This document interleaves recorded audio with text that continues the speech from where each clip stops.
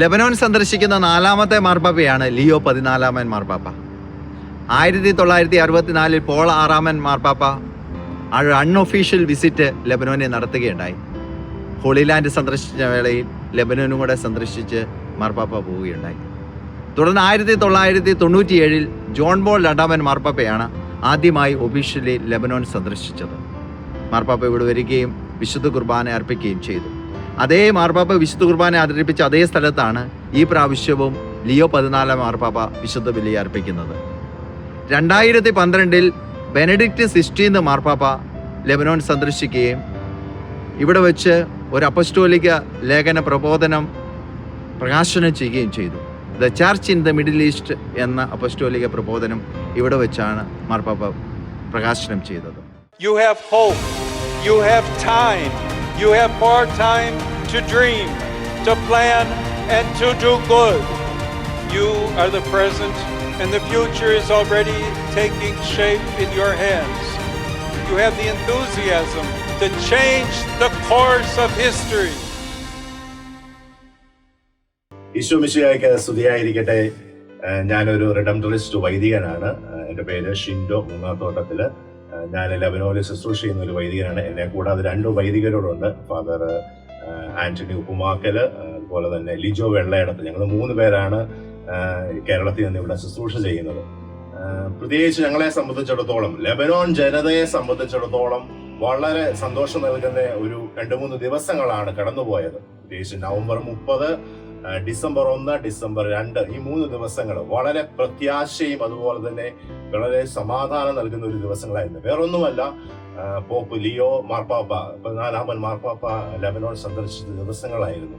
പ്രത്യേകിച്ച് ലെബനോൻ ജനത ഒരു യുദ്ധത്തിന്റെ അന്തരീക്ഷത്തിലൂടെ ഒരു സമാധാനമില്ലാതെ കടന്നു പോകുന്ന ഒരു സമയങ്ങളായിരുന്നു. പക്ഷേ പരിശുദ്ധ മാർപ്പാപ്പായുടെ ആ സന്ദർശനം ലെബനോൻ ജനതയ്ക്ക് വളരെ ഉത്തേജനവും അതുപോലെ തന്നെ പ്രതീക്ഷയും പ്രത്യാശയും നൽകുന്ന മാർപ്പാപ്പായുടെ പല വാക്കുകളും, പ്രത്യേകിച്ച് ലോക നേതാക്കളുമായിട്ട് കണ്ട നിമിഷങ്ങളും അതുപോലെ തന്നെ യുവജനങ്ങളെ കണ്ട നിമിഷങ്ങളും അതുപോലെ തന്നെ എല്ലാ വൈദികരെയും സന്യസ്തരെയൊക്കെ കണ്ട നിമിഷങ്ങളൊക്കെ, അതിലെല്ലാം കൂടുതലായിട്ട് പറഞ്ഞു ലെബനോൻ വിൽ ഫ്ലറിഷ്. അതുപോലെ തന്നെ ഈശോയുടെ ആ സമാധാനം ലെബനോനിൽ നിറയാൻ പോകുകയാണ്. അപ്പം ആ ഒരു വലിയ പ്രത്യാശയുടെ വാക്കുകളായിരുന്നു പരിശുദ്ധ പാപ്പയിലൂടെ നമുക്ക് ലഭിച്ചത്. പ്രത്യേകിച്ച് ഞാനൊരു സംഭവം ഓർക്കുകയായിരുന്നു.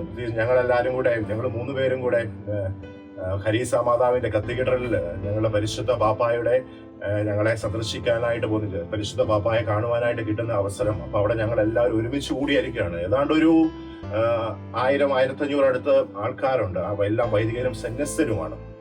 അപ്പോൾ പരിശുദ്ധ പാപ്പ ആദ്യം വിസിറ്റ് ചെയ്യുന്നത് പ്രത്യേകിച്ച് ലെബനോനിലെ ഏറ്റവും പ്രസിദ്ധമായ വിശുദ്ധനായ മാർ ഷർബേലിന്റെ കബറിടത്തിലാണ് വിസിറ്റ് ചെയ്യുന്നത്. അപ്പോൾ അവിടെ 9:45. അത് കഴിഞ്ഞ് 11:40 ഞങ്ങളെ സന്ദർശിക്കാനായിട്ട് വരുന്നത്. അപ്പൊ ഞങ്ങളെല്ലാവരും ഒത്തുകൂടിയിരിക്കുകയാണ് കത്തീഡ്രലിൽ. അപ്പം ഞങ്ങളെല്ലാം ലൈവായിട്ട് കാണുകയാണ് പരിശുദ്ധ പാപ്പ മാർ ഷർബേലിന്റെ ശവകുടീരത്തിലേക്കൊക്കെ കിടന്നു ചെല്ലുന്നതൊക്കെ. അപ്പം അവിടെ ചെന്ന് പരിശുദ്ധ പാപ്പ മാർ ഷർബേലിന്റെ ശവകുടീരത്തിൽ ചെന്നിട്ട് അവിടെ നിന്ന് മുട്ടുകുത്തിയ നിമിഷം എല്ലാവരും, ഇവിടെയുള്ള വൈദികരും സന്യസ്തരും എഴുന്നേറ്റ് നിന്ന് കൈയടിക്കും. സത്യം പറഞ്ഞു കഴിഞ്ഞാൽ എനിക്ക് ഒരു പേഴ്സണൽ എക്സ്പീരിയൻസ്, ഞാൻ കരഞ്ഞുപോയി ആക്ച്വലി. കാരണം അത്രമാത്രം ലെബനോൻ ജനത മാർ ഷർബേലിന്റെ ആ ഒരു വലിയ മാധ്യസ്ഥം തേടുന്ന സമയങ്ങളായിരുന്നു. അതുപോലെ തന്നെ പരിശുദ്ധ പാപ്പ അവിടെ സന്ദർശിച്ചപ്പോൾ കിട്ടിയ ഒരു അനുഭൂതി, അത് കൂടുതലായിട്ടും ഞങ്ങൾക്ക് അതുപോലൊരു സന്തോഷം നൽകി. പ്രത്യേകിച്ച് ആ കടന്നു പോകുന്ന വഴികളും അതുപോലെ തന്നെ ഞങ്ങളുടെ അടുത്തേക്ക് വന്ന നിമിഷങ്ങളൊക്കെ. അതിലുപരിയായിട്ട് ഞങ്ങൾക്ക് ഏറ്റവും പ്രധാനമായിട്ടും ആ ഒരാഴ്ച തൊട്ട് മുമ്പ് ഒരിക്കലും സംഭവിക്കാൻ സാധിക്കാത്ത ഒരു വലിയൊരു അത്ഭുതം, മാർ ഷർബേലിന്റെ റെലിക്ക് ഞങ്ങൾക്ക് കിട്ടുകയുണ്ടായി. അതിന്റെ ഒരു വലിയൊരു പ്രൊസീജിയർ എന്ന് പറഞ്ഞു കഴിഞ്ഞാൽ, നമുക്ക് വേണമെങ്കിൽ പോലും നമ്മളൊരു വലിയൊരു റിക്വസ്റ്റ് ലെറ്റർ കൊടുക്കണം. അതുപോലെ തന്നെ അതിനുവേണ്ടി കുറെ പ്രൊസീജിയേഴ്സ് ഉണ്ട്. ഞങ്ങൾ 3 പേരും മാർ ഷർബേലിന്റെ അവിടെ അന്നായെ പോയി സന്ദർശിച്ചു കഴിഞ്ഞ് അവിടെ ചെന്ന് അവിടെയുള്ള മെയിൻ സുപ്പീരിയർ ജനറലിനെ കണ്ടു കഴിഞ്ഞപ്പോൾ അദ്ദേഹം പറഞ്ഞു, അതിനെന്താ വെച്ചാ ഞാൻ എടുത്തു തരാമെന്ന് പറഞ്ഞ് അതിന്റെ ലെറ്ററും റെലിക്കും കൂടെ ഞങ്ങളുടെ കയ്യിലേക്ക് തന്നു. നമുക്ക് ഇതിൽ കൂടുതൽ ഞങ്ങൾക്ക് വലിയ സന്തോഷം. അത്രമാത്രം ഞങ്ങളുടെ ഒരു പരിശുദ്ധ ഷർബേലിന്റെ വലിയ മാധ്യസ്ഥം ഞങ്ങൾ ഓരോ നിമിഷവും ഞങ്ങൾ തേടുന്നതാണ്. അപ്പൊ അതിലൂടെ കിട്ടുന്ന ഒരു അനുഗ്രഹം ഞങ്ങൾക്ക് ഒത്തിരിയാണ്. ഞങ്ങൾ 3 പേർക്ക് അത് അനുഭവിച്ചറിഞ്ഞേക്കുന്ന നിമിഷങ്ങളാണ്. ആ സമയങ്ങളാണ് പരിശുദ്ധ പാപ്പ അങ്ങോട്ട് ചെന്നപ്പോഴാണ് അതൊരു ഭയങ്കരമായിട്ട് ഞങ്ങൾക്ക് പ്രത്യേകമായിട്ടൊരു അനുഭവമായിട്ട് മാറിയത്. പ്രത്യേകിച്ച് പരിശുദ്ധ പാപ്പയെ ഒന്ന് അകലെ നിന്നൊന്ന് കാണാനുള്ള ഒരു അവസരം ഞങ്ങൾക്ക് തരണമെന്ന് ഞങ്ങൾ പ്രത്യേകം പ്രാർത്ഥിച്ചായിരുന്നു. പക്ഷേ അതിലുപരിയായിട്ട് പരിശുദ്ധ പാപ്പായെ നേരിട്ട് കണ്ട്, അതുപോലെ തന്നെ പരിശുദ്ധ പാപ്പായുടെ കയ്യിൽ നിന്ന് നേരിട്ട് ബ്ലെസ്സിങ് കിട്ടുവാനായിട്ട് ഞങ്ങൾക്ക് 3 പേർക്കും, പ്രത്യേകിച്ച് ഞങ്ങൾ കുർബാന കഴിഞ്ഞ് അവിടെ നിന്ന് കഴിഞ്ഞപ്പോൾ ഞങ്ങൾ കുവക്കാട്ട് പിതാവിന്റെ റെക്കമെൻഡ് പോലും ഞങ്ങൾക്ക് കാണുവാനായിട്ട് സാധിച്ചു. അത് വലിയൊരു അനുഗ്രഹമായ നിമിഷങ്ങളായിരുന്നു. പ്രത്യേകിച്ച് ഞാനൊരു വൈദികനായി ദൈവത്തിന്റെ ജനതയ്ക്കിടയിൽ സേവനം ചെയ്യുമ്പോൾ പല തവണ ആത്മീയ ഉണർവുകൾ അനുഭവിച്ചിട്ടുണ്ട്. എന്നാൽ മാർപ്പാപ്പയെ നേരിൽ കണ്ട നിമിഷം എൻ്റെ ജീവിതത്തിൽ ഏറ്റവും ആഴമുള്ള ദൈവാനുഭവങ്ങളിൽ ഒന്നായി മാറിയ നിമിഷങ്ങളാണ്. പ്രത്യേകിച്ച് ഈ നിമിഷം പരിശുദ്ധ പാപ്പയുടെ സന്ദർശനം ലെബനോൻ ജനതയ്ക്ക് മാത്രമല്ല, ഞങ്ങൾക്ക് ഓരോരുത്തർക്കും വലിയൊരു ആശ്വാസവും പ്രതീക്ഷയും നൽകുന്നു. അതുപോലെ തന്നെ പാപ്പായുടെ പ്രധാനപ്പെട്ട വാക്കുകളായിരുന്നു be courageous, Lebanon will flourish. ഉറപ്പാണ്, ലെബനോൻ വിൽ ഫ്ലറിഷ്. ആ ഒരു സമൃദ്ധിയും അതുപോലെ തന്നെ സമാധാനവും ഈ ലെബനോൻ ജനതയ്ക്ക് അത് ഉണ്ടാകും. അതിനുവേണ്ടി ഞങ്ങൾ പ്രത്യേകം പ്രാർത്ഥിക്കുകയും ചെയ്യുകയാണ്. ഈശോമിശിഹായ്ക്ക് സ്തുതിയായിരിക്കട്ടെ. ഞാൻ ഫാദർ ലിജോ വെള്ളയടത്ത് CSSR ദിവരക്ഷാ സഭാംഗമാണ്. ഞങ്ങള് ഇവിടെ ലെബനോനിൽ ശുശ്രൂഷ ചെയ്തുകൊണ്ടിരിക്കുന്ന സമയങ്ങളാണിതെല്ലാം. ഈ കഴിഞ്ഞ ദിവസങ്ങളില് ഷിൻഡോച്ചൻ പറഞ്ഞ പോലെ തന്നെ പരിശുദ്ധ പിതാവിന്റെ സന്ദർശനം അത് ഞങ്ങളെ സംബന്ധിച്ച് വലിയൊരു ആനന്ദത്തിന്റെയും സന്തോഷത്തിന്റെയും ഒരു അനുഗ്രഹത്തിന്റെ നിമിഷങ്ങളായിരുന്നു.